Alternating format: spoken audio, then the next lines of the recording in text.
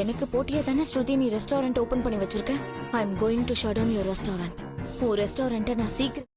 எனக்கான எபிசோடில் நேற்று நம்ம ரவிக்கிட்ட இந்த மாதிரி நீங்கள் முன்ன மாதிரி சமைக்கிறதுல ஒருவேளை உங்கள் ஒய்ஃபோட ரெஸ்டாரண்ட்டை தூக்கணும் இந்த மாதிரிலாம் பண்ணுறீங்கன்னு சொல்லும்போது என்ன இந்த மாதிரிலாம் பண்ணிட்டு இருந்தீங்கன்னா நான் இங்கே வேலையை விட்டு போயிடுவேன் அப்படின்னு நான் நீங்கள் மாதிரி பேசினா கண்டிப்பாக நான் போயிடுவேன்னு சொல்லும்போது அவங்க போனதுக்கப்புறம் நேற்று யோசிக்கிறாங்க. அப்போ என்னோட ரெஸ்டாரண்ட்டை தூக்கணும் தான் நீங்கள் சுற்றி வச்சு ரெஸ்டாரண்ட் ஓப்பன் பண்ணிக்காத கண்டிப்பாக நான் ஷட் பண்ணுவேன் அப்படின்ற மாதிரி நேற்று ஒரு பெரிய பிளான் வச்சிருக்காங்க. இங்கே பார்த்தீங்கன்னா வித்யாவுக்கு இந்த மாதிரி விட்டு மொத்த வீட்டில் இருக்கணும்னு பேசும்போது விஜயா வேண்டாம்னு சொல்லிடுறாங்க. இந்த விஷயத்தை ரோகிணி இந்த மாதிரி வித்யா கிட்ட ஃபோன் பண்ணி சொல்கிறாங்க. அவங்க வேறு ஒரு ஹோட்டலில் உனக்கு விருந்து கொடுக்க போகிறாங்களா, தயவு செஞ்சு நீ அவங்கள்ட்ட பேசுறது இல்லை, என்னை பற்றி சொல்லி வச்சிடாத, ஏன்னா நீ வர அவங்களோட தான் மொத்தமாக பேசிகிட்டு இருக்க அப்படின்ற மாதிரி சொல்கிறாங்க. அதுக்கு பார்த்தீங்கன்னா கிருஷ் வந்து அப்பாவோட இசைப்பில் நான் மனோஜ் பேர் போட்டுக்குவா அப்படின்ற மாதிரி கேட்குறாங்க.